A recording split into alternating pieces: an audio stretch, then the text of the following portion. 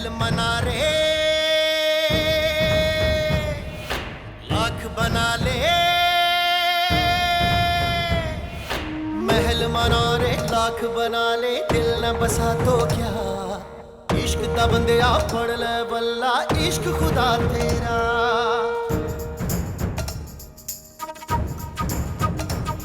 पैमाने वफा दस्तारे अना, पैमाने वफा दस्तारे अना, सब कुछ है यही रह जाना, चित बना दे ईद करा दे, यार मिला साया, रांझण मेरा माही मेरा, ढोल मिला साया। बड़ी शातिर औरत है पीछा, बेटी को बाप के सामने खड़ा करना चाहती है। मुझे वो हर सूरत में चाहिए वलीद खान, जिंदा या मुर्दा। शादी का फैसला उसके बाद ही होगा। हाशिम के कातिल अब भी मौजूद हैं। इसका मतलब यह है कि आपकी जिंदगी को अब भी खतरा लाहक है। आरिफ भाई, मुझे अपनी जान की परवाह नहीं है। मुझे डर है तो सिर्फ इस बात का कि कहीं वलीद के बेटे से उसकी शादी ना कर दें वो। क्या कर रहे हैं? हाथ छोड़े मेरा।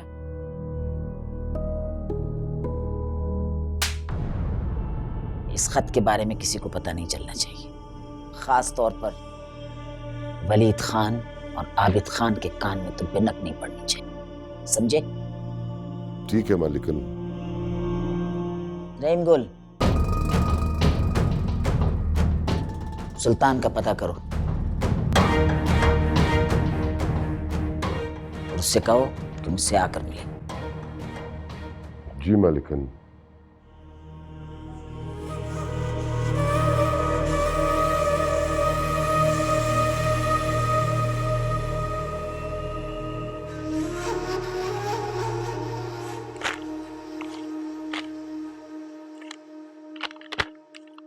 मैकेनिक का पता मिलना बहुत मुश्किल हो गया है सरकार।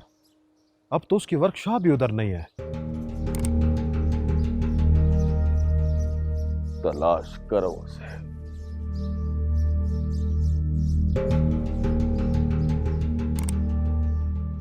उसका मिलना बहुत जरूरी है इमदाद। सरकार, कोई मसला हो गया है। हाशिम खान के कत्ल को तो लोग भूल भाल भी गए हैं। जितना तुझसे कह रहा हूं तो उतना ही कर इमदाद। बशीर को खिलाओ पिलाओ, खिदमत करो उसकी। इसी दिन के लिए पाला था मैंने बशीर को, समझा? सलाम बेगम साहब। वालेकुम अस्सलाम। जाओ, अब बात सुन। मुझे दूध 3 दिन के अंदर अंदर चाहिए, हर कीमत पर। जा। बेहतर सरकार, बेहतर।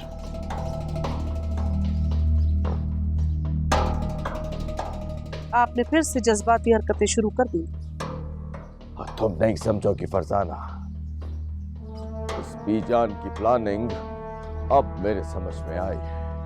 तो शादी का चारा डालकर दरअसल मेरे दबाव से बाहर निकलना चाहती है। बीजान अब शादी से इनकार नहीं कर सकती, क्योंकि पूरा खानदान ये बात जानता है कि उसने शादी के लिए खुद हामी भरी। अब वो अपनी जबान से फिर नहीं सकती। किस औरत की जुबान के बारे में बात कर रही हो तुम? वो औरत है जो अपनी अना की खातिर अपनी पोती अपनी बहू को मारने का प्लान बना सकती है। वो औरत कुछ भी कर सकती है। लेकिन उसकी बहू और पोती दोनों जिंदा हैं। जिस पोती को वो मरवाना चाहती थी, आज उसी को पालने पर मजबूर हुई हुई है। इसको बोलते हैं थूक कर चाटना। लेकिन नसीहत फिर भी नहीं पकड़ी। कहा था मैंने तुमसे कि आबिद खान के बहाने दरअसल वो मुझसे फैक्ट्री वापस लेना चाहती है, लेकिन तुमने उस वक्त उस औरत का साथ दिया। मैंने उसकी तरफदारी नहीं की है।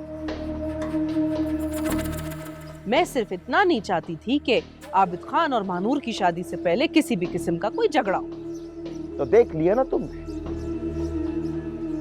कहा था मैंने तुमसे, अगर उस औरत की एक बात मानोगे तो वो दूसरा मुतालबा करेगी।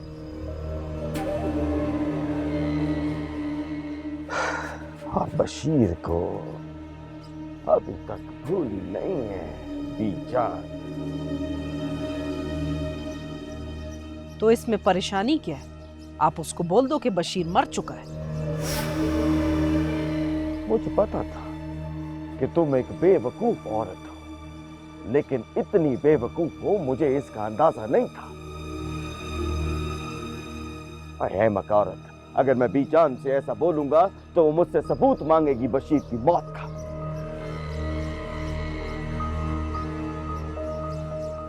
और बशीर ही की वजह से बीजान मेरे दबाव में है। तो फिर अब क्या सोचा है तूने?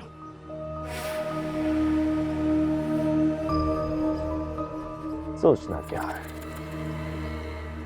मौत दिखाकर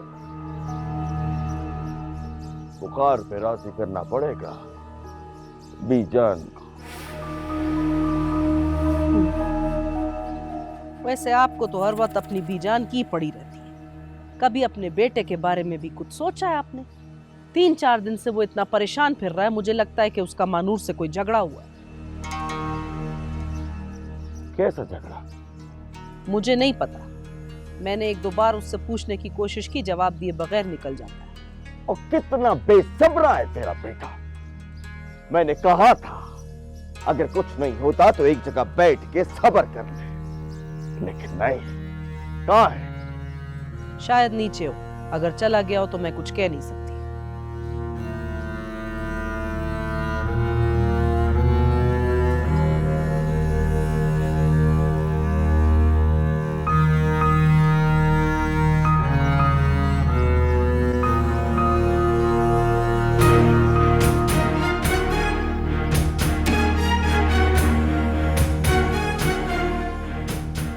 रेन गोल, तुम यहीं ठहरो।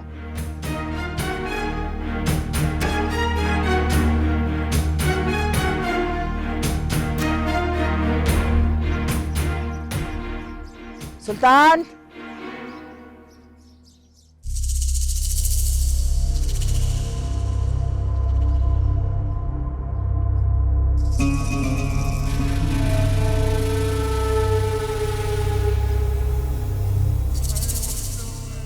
मालकिन, बहुत दिनों बाद याद किया आज आपने इस खादिम को।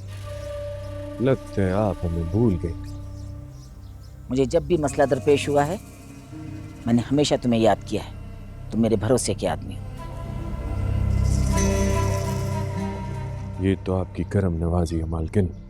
आप बताएं करना क्या है? बरसों बाद आज फिर मुझे तुम्हारी जरूरत पड़ी है, बरसों पुराने हिसाब चुकाने। मालकिन, आप एक दफा हुक्म करें, बंदे का सर काट के आपके कदमों में रख दूंगा। वो एक औरत है।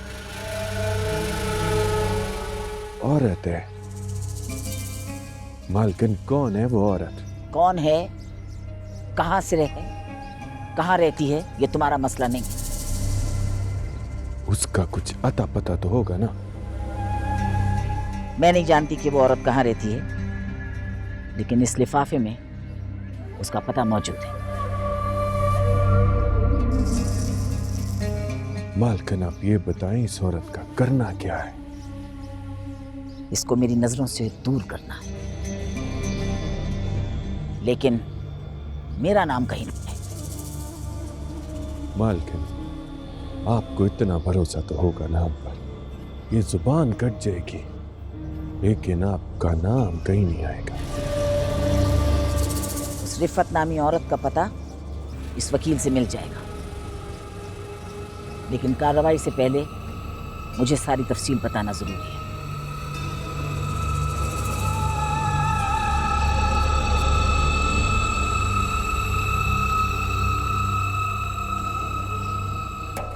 रिफत,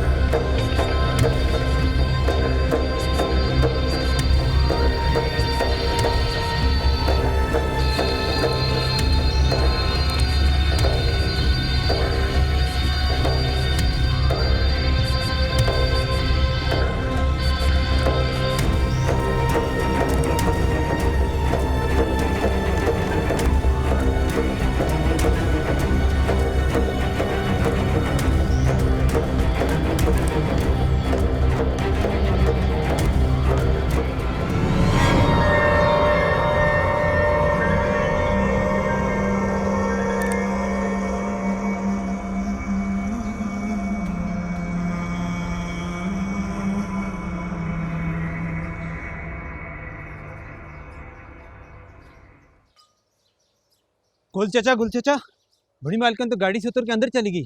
आज आपने उनके लिए दरवाजा भी नहीं खोला। खैर तो है ना?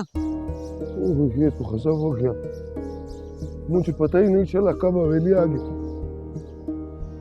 हाँ, लेकिन क्या सोच रही होंगी कि मैं इतना बेखबर हूँ। गुल चचा, खैरियत है? आपकी तबीयत तो ठीक है ना? वैसे थोड़ा चक्कर आ गया, ठीक हूँ मैं। चले मैं आपको अंदर छोड़ देता हूँ। नहीं मैं चाहता हूँ, छोड़।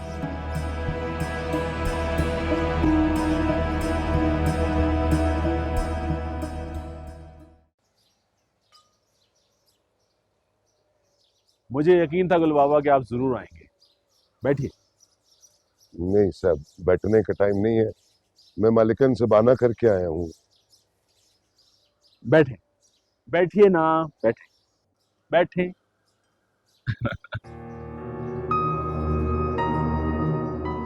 जी कहिए, कोई खास बात है क्या? साहब आप जानते तो हैं मैं क्यों आया हूँ यहाँ। लगता है आपकी मालकन को नोटिस मिल गया। मालिकन को एक खत मिला तो है बेगम साहबा के वकील का, लेकिन साहब ऐसा नहीं होना चाहिए था, बहुत बड़ा पितना खड़ा हो जाएगा। आप मालिकन को जानते तो है ना। नहीं बाबा, रफत भाभी को अपनी बेटी वापस चाहिए, ये नोटिस उन्होंने ही भेजा। ना साहब, वो जमीनों पर मुझसे मिलने भी आई थी, अपनी जान को खतरे में डालकर।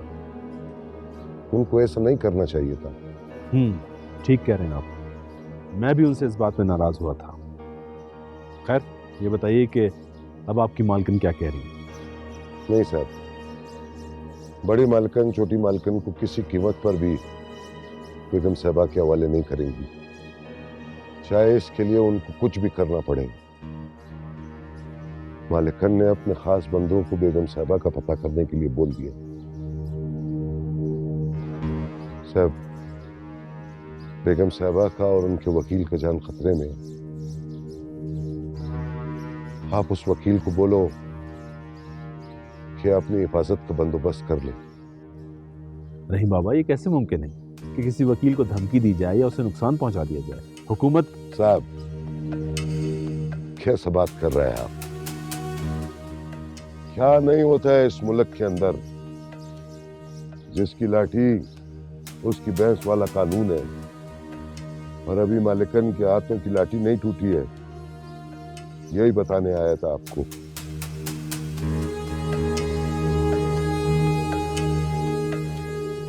वहां साहब आप अपना बंदोबस्त भी कर लो। ठीक कह रहे नहीं माँ बाप, और मैं आपका बहुत एहसानमंद हूं। अगर आप हमारा साथ ना देते तो हम यहां तक नहीं पहुंच पाते।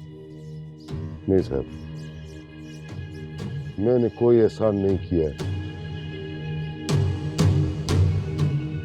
मैं तो अपने छोटे खान जी की मोहब्बत का हक अदा कर रहा हूं। सलाम सर। अल्लाह हाफिज।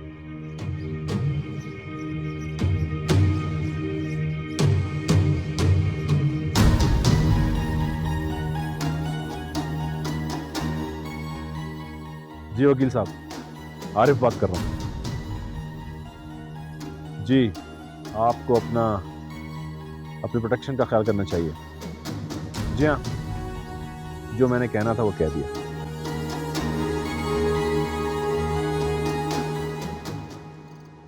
सब कुछ खत्म हो गया ना? सब कुछ खत्म हो गया ना? न बोल सकते हो न चल सकते हो। एक मक्खी नहीं उड़ा सकते, एक मक्खी नहीं उड़ा सकते हो तुम। लेकिन तुम्हारी जो आंखें हैं ना, जो चीख रही हैं, मेरा मजाक उड़ाती है ना, ये आंखें तुम्हारी नफरत भरी हुई है मेरे लिए इन आंखों में। मैं चाहूं ना तो नोच फेंकूं तुम्हारी इन आंखों को, लेकिन नहीं, मैं नहीं फेंकूंगी, नहीं फेंकूंगी मैं इन आंखों को, नहीं नोचूंगी। कैसे मैं तुम्हें नजारा करने दूंगी अपनी कामयाबी का? बहुत खुश हो रहे, बहुत खुश हो रहे हो ना उस बदसात हर्राफा औरत के आने से, हाशिम खान की बीवी के आने से। बहुत खुश हो रहे, वो भी बहुत खुश है। लेकिन मैं देखूंगी मैं देखूंगी कि तुम्हारी ये खुशी कहाँ तक रहती है। मैं तुम्हें खुश होने दूंगी, मैं तुम्हें खुश होने दूंगी, हरगिज़ नहीं। उस औरत ने बड़ी गलती की है, यहाँ आकर बहुत गलती की है, और तुम भी बहुत गलती कर रहे हो खुश होकर। जफर खान बहुत गलती कर रहे हो। पिछली दफा तो मैंने उसे माफ कर दिया था रहम खाकर, लेकिन इस दफा मैं माफ नहीं करूंगी। बचकर नहीं जा सकती मुझसे। तुम भी खुश नहीं हो सकते और मैं उसको भी खुश नहीं होने दूंगी। समझे हो कि नहीं?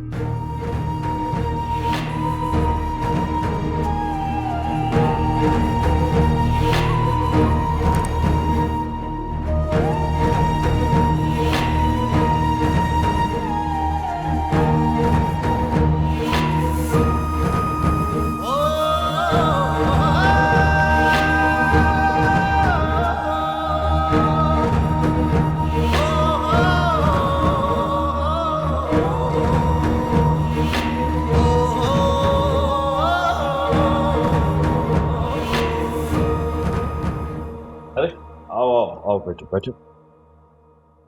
सर आबिद साहब बेटे घर पे हैं, फैक्ट्री में एमडी हैं, मैनेजिंग डायरेक्टर। बिल्कुल सही कहा तुमने। सॉरी एमडी साहब। थैंक यू चेयरमैन साहब। तुम्हारा विजिट कैसा रहा? अच्छा था बाबा, लेकिन वो 3 मशीनें क्यों बंद पड़ी? मशीनें खराब है, हमारे पास उनको ठीक कराने के फंड्स नहीं। अब तुम आ गए हो, आई होप सो ये बीजान कुछ फंड्स रिलीज करेंगे। सर बेगम साहिबा ने पहला चेक भेज दिया है। अच्छा, तुमने मुझे बताया क्यों नहीं? सर अभी थोड़ी देर पहले ड्राइवर लेकर आया है। 5 करोड़ का चेक है। 5 करोड़? इससे क्या होगा? सर हो सकता है सलामी भेजिए। खैर, तुमने एमडी साहब का कमरा रेडी करा दिया? जी सर, मैंने 2 दिन पहले इनका कमरा रेडी करा दिया और इनकी पर्सनल सेक्रेटरी के लिए ऐड भी दे दिया। Private secretary? जी सर, पर्सनल सेक्रेटरी बहुत जरूरी होती है। बहुत जरूरी है, लेकिन फाइनल मैं ही करूंगा। सर आपके बगैर फाइनल नहीं होगा। ठीक है। या थैंक यू।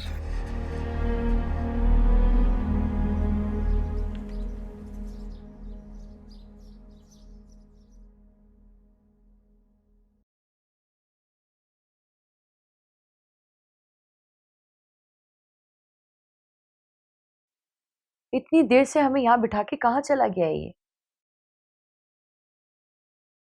शायद कोई इमरजेंसी कॉल थी इसलिए चले गए। हम कल आ जाते हैं। नहीं, मैं ये रिस्क नहीं ले सकता। हमें आज ही मिलना है, इंतजार कर लेते हैं। माफी चाहता हूँ जी, आने में थोड़ी देर लग गई।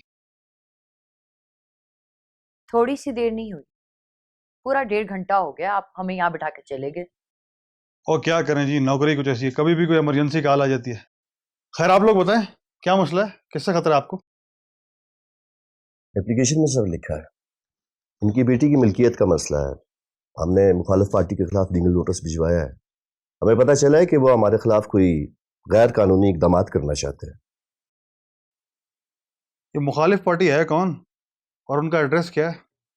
नाम लिखा है एप्लीकेशन में और पता भी है, शायद आपकी नजर नहीं पड़ी लास्ट में। ये तो हवेली का एड्रेस है। आप बड़ी मालिकन के खिलाफ दरखास्त दे रहे हैं, होश में तो है आप? पागल तो नहीं हो गए? क्यों, इसमें पागलों वाली क्या बात है? क्या ज़ेबुन्निसा जुर्म नहीं कर सकती हैं? आप हैं कौन मैडम? अच्छा तो रिफत आशे में आप, क्या दुश्मनी है आपको बड़ी मालकन से? ये बहू है उनकी। क्या बात कर रहे हैं सर, बड़ी मालकन की बहू इस तरह थाने में? अपने तहफ़्फ़ुज़ के लिए, जो आपका फर्ज है।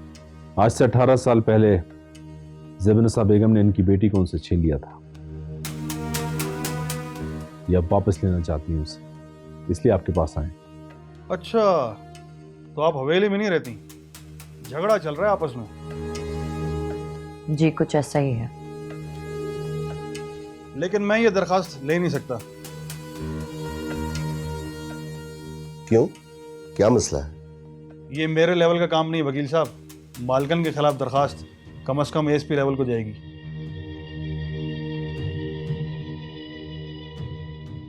तो आप पहले बता देते, हमारा वक्त क्यों जाया कर रहे हैं? मुझे क्या पता था आप मेरे सर पे इतना बड़ा बम फोड़ेंगे।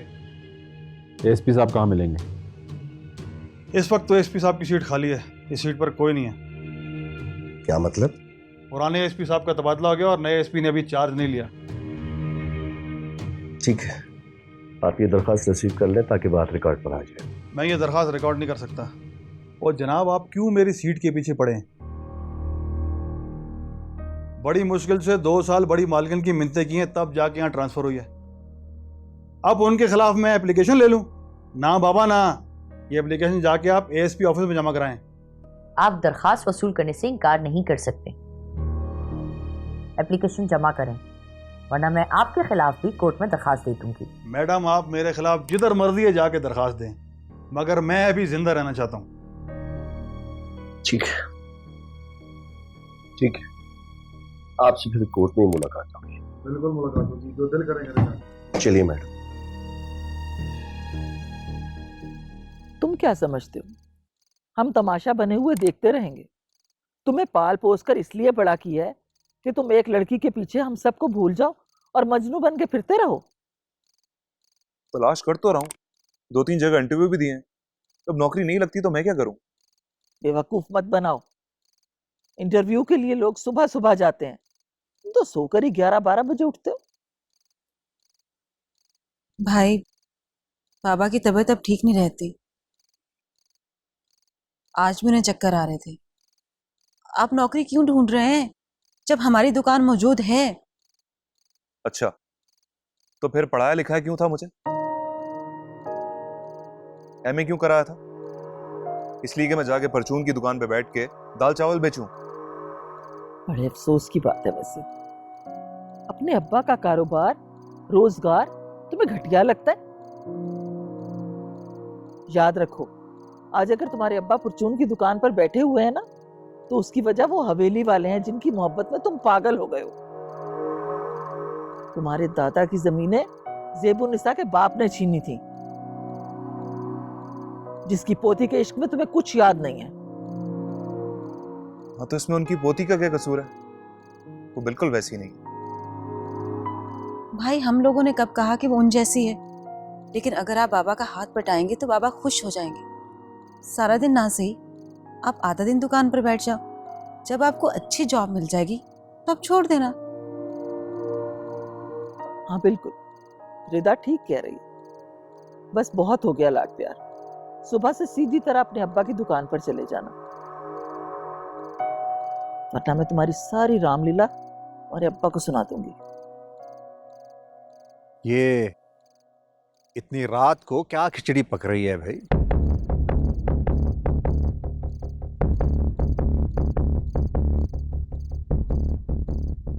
कोई खास बात नहीं थी, बस मैं समझा रही थी कि अपने अब्बा का कारोबार संभालो।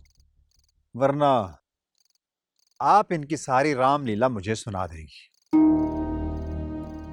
क्यों मियां, क्या करते फिर रहे हो जो ये तुम्हारी रामलीला सुनाने की धमकी दे रही थी?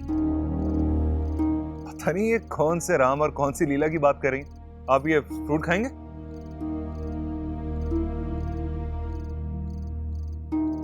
तुम छोड़ो ना इन बातों को, तुम्हारी दवा का टाइम हो गया, दवा खा लो। चले मैं देती। अरे अम्मा आप बैठे, मैं दे देती हूँ बाबा को। माँ, आगे पीछे देख तो लिया करें, अभी मरवा दिया था आपने। तुम ना कुछ करना।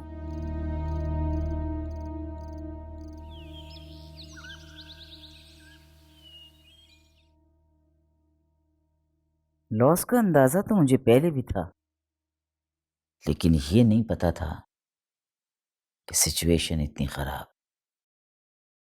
3 मशीनें भी बंद पड़ी हैं। मेरे ख्याल से उनको सही करवाने में बहुत खर्चा लगेगा, बेच के नहीं ले ली जाए। तुम्हें पता है ये मशीनें कब खरीदी गई थी? सिर्फ 2 साल पहले।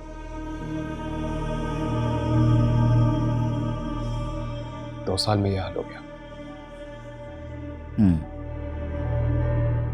ऐसा क्यों हुआ?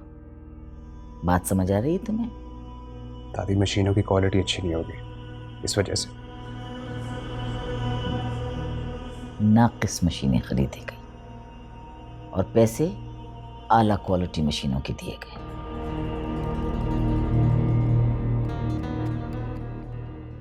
देखो आबिद खान, अगर ये फ्रॉड और बेईमानी का काम खत्म नहीं हुआ ना तो फैक्ट्री बंद हो जाएगी। मैं बाबा से बात करता हूँ। तुमसे बात करने की जरूरत नहीं है, यह सारा कुछ उनकी छतरी के नीचे हुआ है।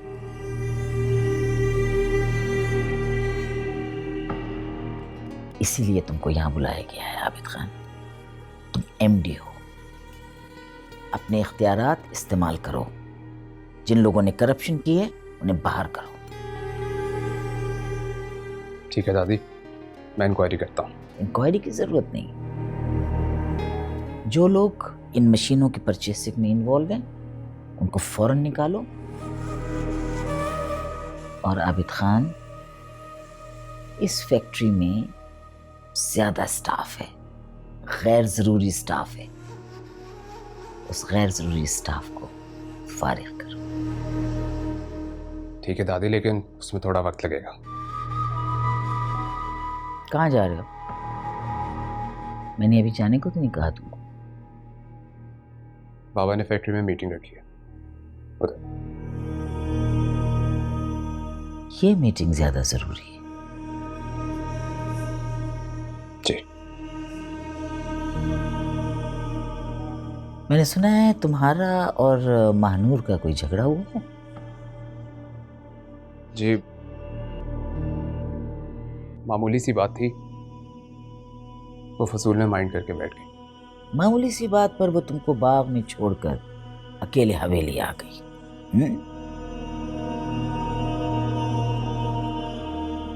देखो आबिद खान, तुम जिस माहौल में रहे हो, महानूर को उस माहौल की हवा भी नहीं लगी। इसके बावजूद मैंने उसे तुम्हारे साथ जाने दिया। वो तुम्हारी बीवी होने के साथ साथ तुम्हें नहीं भूलना चाहिए कि वो इस रियासत की मालिक और वाहिद वारिस है। समझे? जी दादी, मुझे अंदाजा नहीं था कि वो माइंड कर जाएगी। आइंदा एहतियात करूंगा। मैं जा सकता हूँ?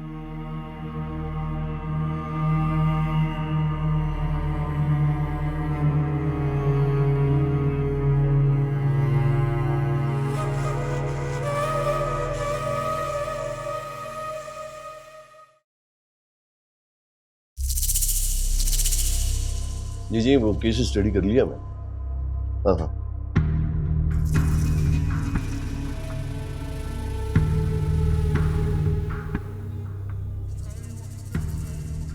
जी। सुल्तान, सुल्तान कहते हैं मुझे। जी फरमाइए, मैं आपकी क्या खिदमत कर सकता हूँ? तुम्हारा एक खत मिला है, उसी के चक्कर में मैं यहां आया हूं। मैं तो रोज कई खत लिखता हूँ, आप किस खत की बात कर रही हैं? वो क्या नाम है उस औरत का? रिफत। रिफत हाशिम?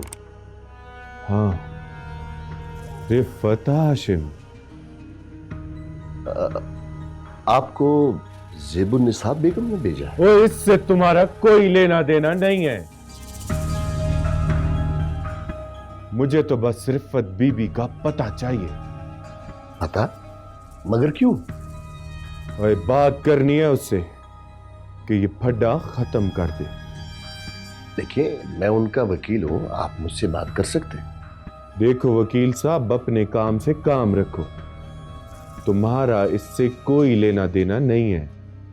ये मालकिन और रिफत बीबी का मामला है। देखिए, मैंने आपको बताया ना कि मैं उनका लायर हूं।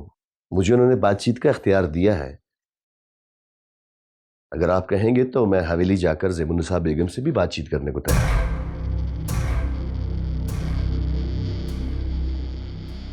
देखो वकील साहब, मुझे रिफत बीबी का पता तो हर हाल में चाहिए। देखिए, प्लीज आप इसको अंदर रखें, ये गलत बात है। लगता है बात समझ नहीं आई वकील साहब आपको। मुझे रिफत बीबी का पता हर हाल में चाहिए।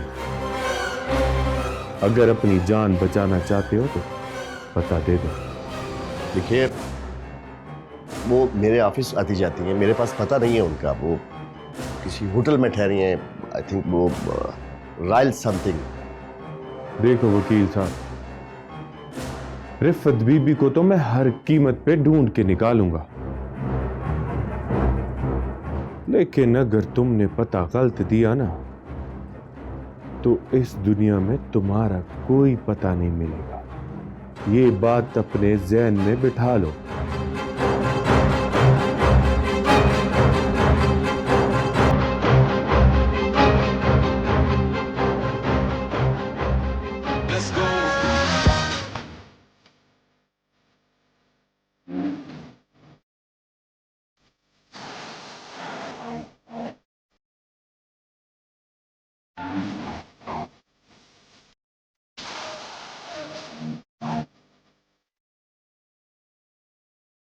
तुम्हारा बस चले तुम तो सारी रात डांस करते रहो।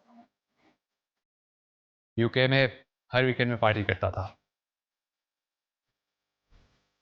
इंसान थोड़ा फ्रेश हो जाता है। तो क्या तुम भी? थोड़ा बहुत तो चल ही जाता है ना। पर ये कभी कभी बहुत भारी पड़ जाता है कभी कभी। क्या दादी अम्मी की तरह नसीहतें कर रही है। जवानी है, जवानी को एंजॉय करना चाहिए। अच्छा बाबा, जो तुम्हारी मर्जी। वैसे तुमने क्या बात करनी थी मुझसे? वो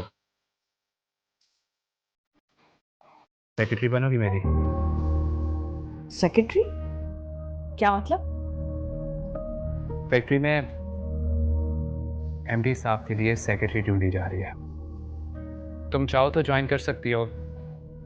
इस तरह छुपके नहीं मिलना पड़ेगा। फैक्ट्री में रोज मिला करेंगे।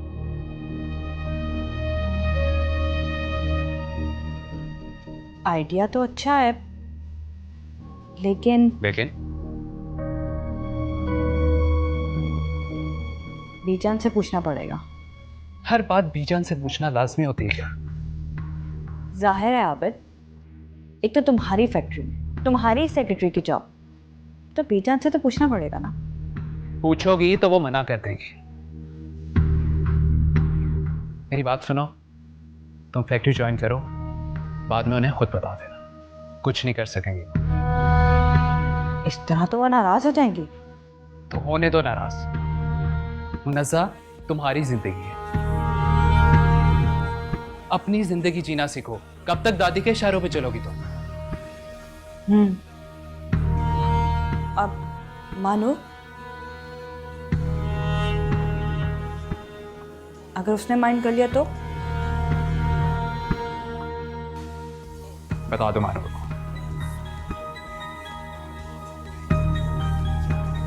इस टाइम उसे नाराज करना ठीक नहीं। तुम बता दो, बाद में उसे उसकी औकात मिलेंगे। कभी कभी बहुत डर लगता है तुमसे।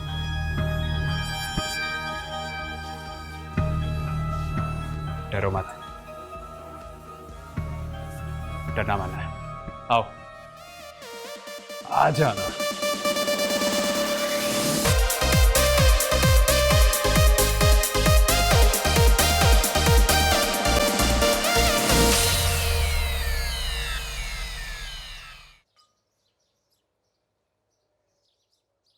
रिदा, क्या हुआ? ये लो, ये क्या है? मिठाई है। पर किस खुशी में? मुझे नौकरी मिल गई। वाकई नौकरी मिल गई है? अम्मा, अम्मा जल्दी बाहर आओ। अरे क्या बात है? हैं? क्यों चीख रही है? क्या हुआ? अम्मा भाई को नौकरी मिल गई है। माशाल्लाह, या अल्लाह तेरा लाख लाख शुक्र है। अच्छा भाई बताओ ना, क्या जॉब मिली है, क्या काम करोगे? छोड़ो ना, तुम लोग जान के क्या करोगे? अरे अच्छी नौकरी होगी, आखिर को एमए किया मेरे बेटे ने। अच्छा बोलो ना भाई, कौन सी कंपनी है? छोड़ो ना इस बात को, बस आप समझ लें कि मैं मजदूरी कर रहा हूं। क्यों छोड़े भाई, नौकरी मिली है ना, कोई चोरी थोड़ी की है तूने, बता ना। छोड़े ना, कोई फायदा नहीं है बताने का। फिर आप लोगों को बहुत दुख होगा कि आपका इतना पढ़ा लिखा बेटा इतनी मामूली सी नौकरी कर रहा है। हमें दुख नहीं होगा, बहुत खुश हो जाऊंगी मैं कि कम से कम तू आवारागर्दी नहीं कर रहा, कोई काम कर रहा है। ड्राइवर की नौकरी कर रहा हूँ। ड्राइवर की जॉब मिली? भाई आपको इससे बहुत अच्छी नौकरी मिल सकती थी, ड्राइवर की जॉब क्यों? मैं तो समझी कि शायद तूने कोई क्लर्क की नौकरी की होगी। है ड्राइवर की नौकरी करेगा तू? अरे तेरे अब्बा सुनेंगे ना तो कयामत ढा देंगे। तो अम्मा इसमें क्या बुराई है? लाखों लोग ड्राइवर की नौकरी करते हैं। अच्छा, अब्बा की दुकान पे बैठते हुए तो तुझे बड़ी शर्म आ रही थी? है अब ये ड्राइवर की नौकरी करते हुए शर्म नहीं आ रही? मजबूरन कर रहा हूँ, जैसे ही दूसरा काम मिलेगा छोड़ दूँ। मजबूरी? किस बात की मजबूरी? घर में खाना नहीं मिलता तुझे, या तेरी कोई जरूरत पूरी नहीं होती? बता क्या बात है? तो अम्मा थोड़े दिन बर्दाश्त कर लेना। भाई ठीक कह रहे हैं अम्मी, बेकार घूमने से तो अच्छा है ना। अरे मैं तो कर लूंगी सफर, पर तेरे अब्बा को कौन समझाएगा? तो आप लोग उनको बताना ही नहीं, उनको बोल देना कि कोई छोटी मोटी सी नौकरी लग गई। चल ठीक है। अच्छा खाना खा ले, चल आजा, मैं गरम गरम रोटी डालती हूँ, आजा। भाई सच बोल रहे हो ना, ड्राइवर की नौकरी मिली है, मजाक तो नहीं कर रहे? हाँ, झूठ क्यों बोलूंगा। चलो तुम जाओ अंदर।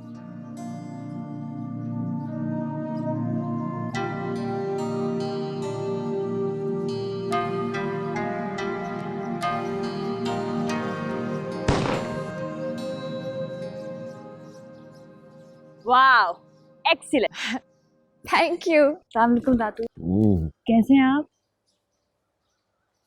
वैसे किसके कत्ल की तैयारी की जा रही है? जो भी मुझसे मेरा हक छीनने की कोशिश करेगा, गोली उसका मुकद्दर बन जाएगी।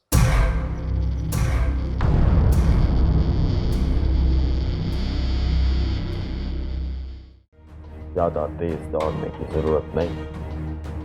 मैं अच्छी तरह जानता हूँ ये सब कुछ बीजान की हदायत में हो रहा है।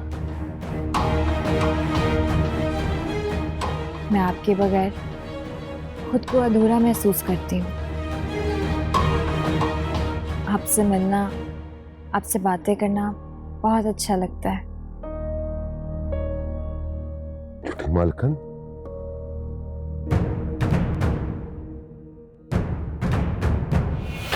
महल मना रे लाख बना ले, महल मना रे लाख बना ले, दिल न बसा तो क्या, इश्क दा बंदिया फड़ ले बल्ला, इश्क खुदा तेरा।